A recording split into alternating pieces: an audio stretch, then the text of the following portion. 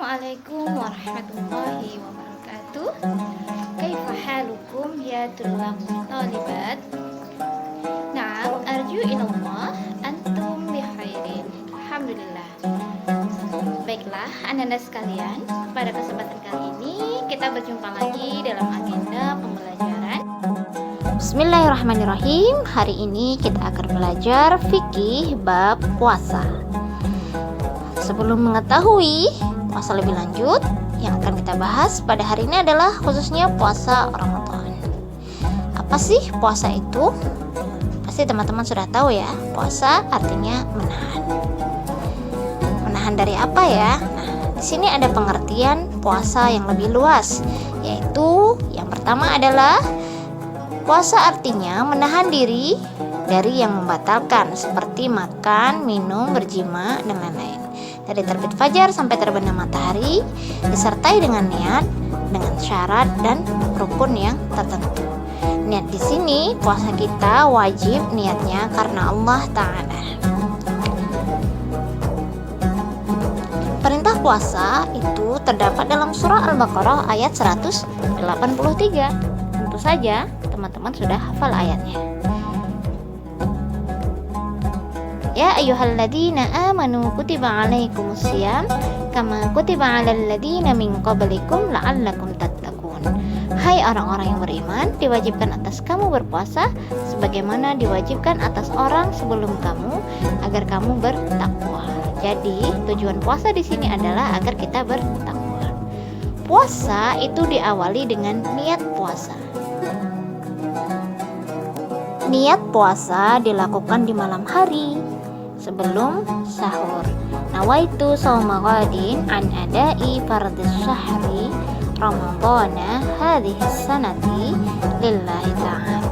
Nah, ini harus selalu diucapkan pada hari pertama dan niatkan untuk sebulan juga boleh. Kemudian anak-anak sekalian, ada syarat wajib puasa Ramadan.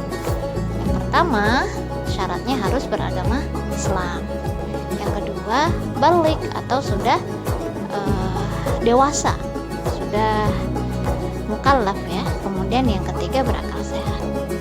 Kemudian untuk syarat sah puasa itu Islam, mumayyiz, suci dari haid dan nifas.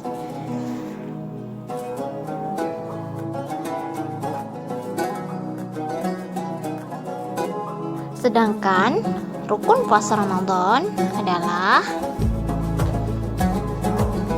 salah satunya adalah niat karena Allah. Nah, ini tidak boleh tertinggal, niat harus dibaca. Boleh juga seperti yang saya katakan tadi, niat di awal Ramadan sampai pada akhir Ramadan.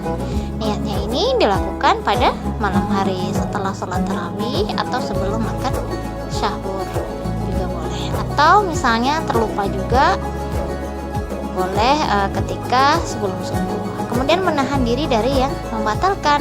Banyak di sini ya yang membatalkan puasa, bukan hanya makan dan minum. Misalnya kita entah dengan sengaja berjima dan sebagainya. Kemudian ada beberapa orang yang boleh tidak puasa, yaitu yang pertama orang sakit karena takut sakitnya akan bertambah parah. Kemudian musafir, kemudian wanita haid, nifas, hamil dan menyusui. Untuk wanita hamil ini dikhawatirkan akan berakibat atau berefek buruk pada anaknya. Kemudian yang terakhir orang yang lanjut usia.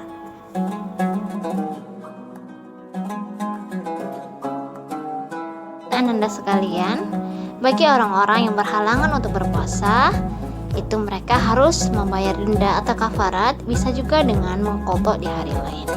Untuk yang membayar denda atau kafarat, itu misalnya orang tua yang sudah tidak sanggup lagi berpuasa, nah itu boleh mengganti dengan kafarat, memberi makan orang miskin. Kalau untuk ibu hamil dan menyusui, nah dia boleh mengqadha di hari lain. Begitu juga dengan musafir. Kemudian untuk dendanya, nah itu bisa dengan membayar fidyah. Nah, ini untuk orang tua atau orang yang sudah sakit-sakitan. Apa itu membayar fidyah? Membayar fidyah adalah memberi makan orang miskin atau fakir miskin sesuai dengan makanan kita sehari-hari. Sunnah puasa.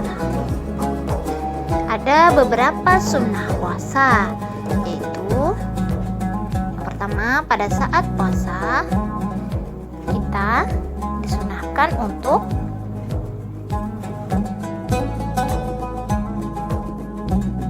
makan sahur.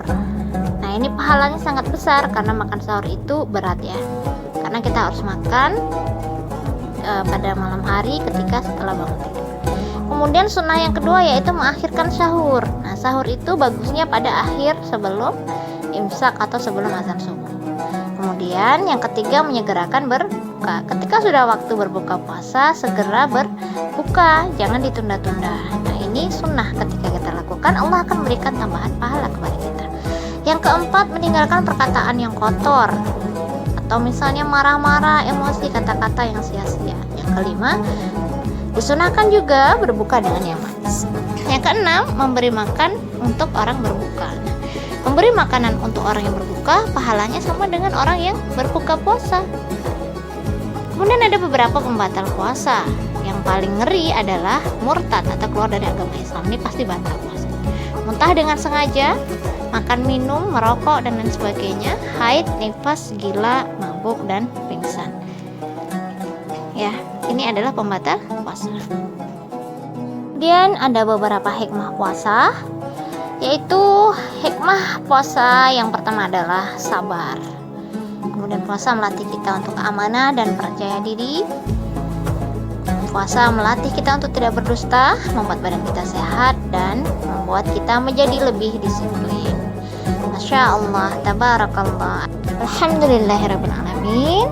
Itu tadi bahasan materi kita pada hari ini tentang fikih puasa. Semoga puasa yang sudah kita jalankan pada kesempatan hidup kita membuat kita menjadi hamba Allah yang bertakwa. Untuk fikih kali ini belum ada penugasan. Silakan antum catat saja dalam buku catatan dan tidak perlu dikumpul. Assalamualaikum warahmatullahi wabarakatuh.